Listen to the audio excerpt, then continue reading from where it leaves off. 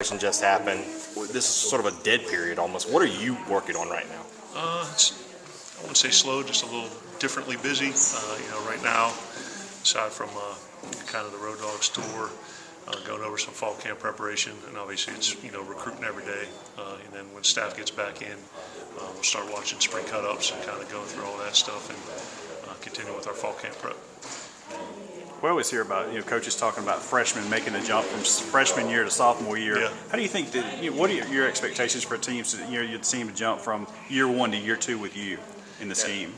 I think the big thing across the board in all three phases is it's not just about the what's anymore, but the hows and whys, and taking the understanding of what we want them to do culturally, what we want them to do schematically, practice habits, game execution, all those things, and kind of ramping up our level of expertise in those areas.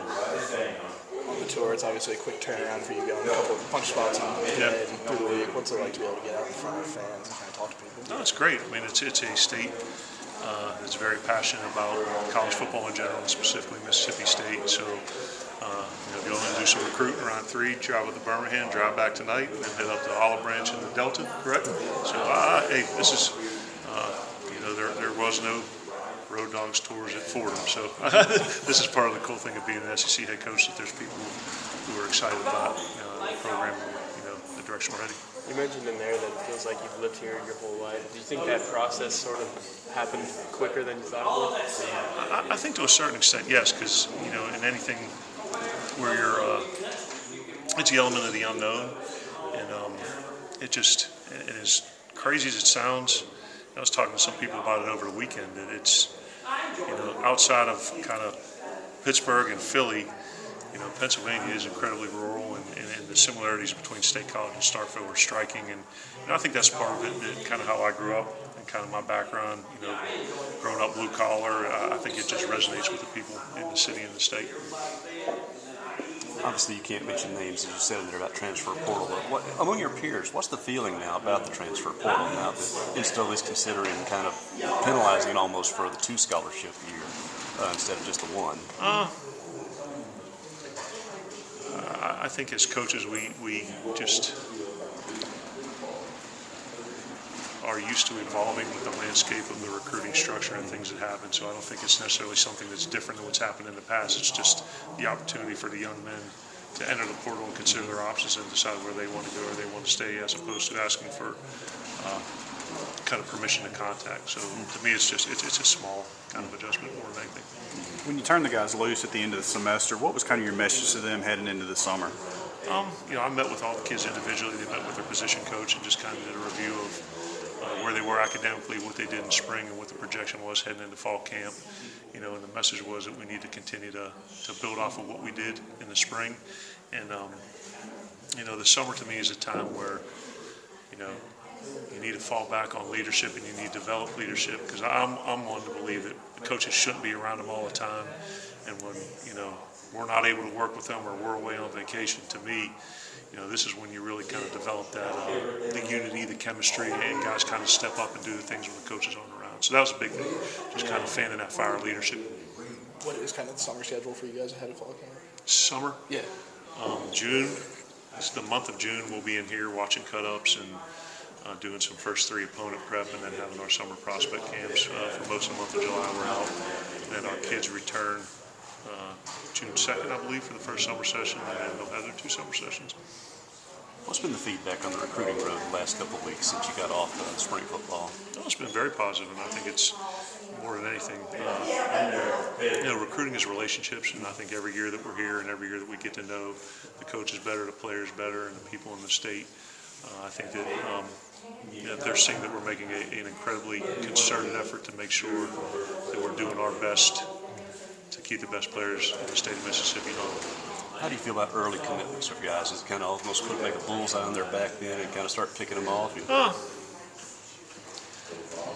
Second time it's a catch-22 in ways, that if kids want to commit early and you work to get to that point, you're certainly not going to turn them down. You're going to take the commitment. But at the same time, there's a lot of miles to the finish line. So it's like anything. You just continue to work hard and develop the relationships, and always know that it's fluid. What about the health situation of the team? Anybody come out of spring needing some work, or the guys that did skip some spring, are they in good shape? Kendall's a guy that'll be back for camp. He was really the only major one. King Ani is a guy that probably may have to take another redshirt year this year just because he had a couple of different things. But right off the top of my head, those are the two that kind of stick out the most. Anyone I missed injury-wise? No. Coming out of your second spring, do you feel like this is more your team than the previous staff's team at this point? It's still, I guess, technically only a recruiting class and a half that has been kind of assembled by this staff. But I think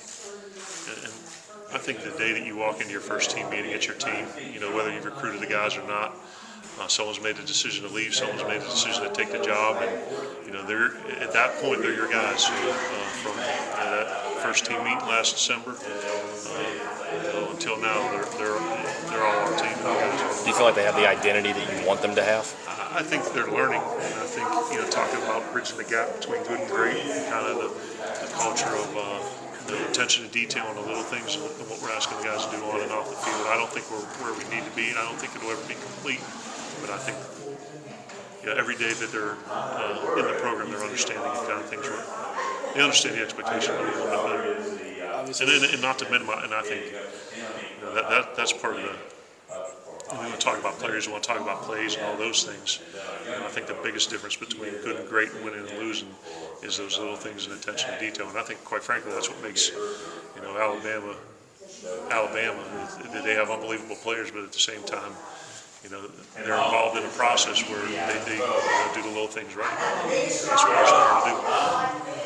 With you too, obviously, it's your staff still. Yeah. You have a lot of new assistant coaches this year too. What was kind of the challenge of that? And 1 year after hiring a whole staff, going in and hiring a bunch more guys. Yeah, I don't think necessarily a challenge as much as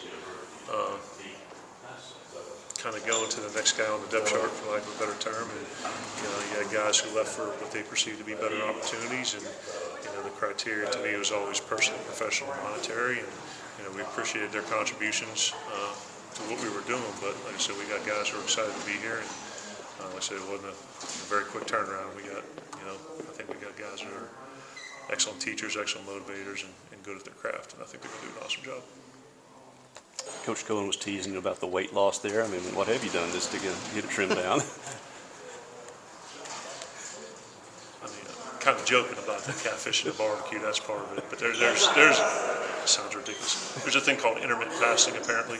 So I have like a 6-hour block of time, like from 6 to midnight, is essentially what I eat during the day, and otherwise it's green teas or diet dews. So I really don't work out, so I don't know.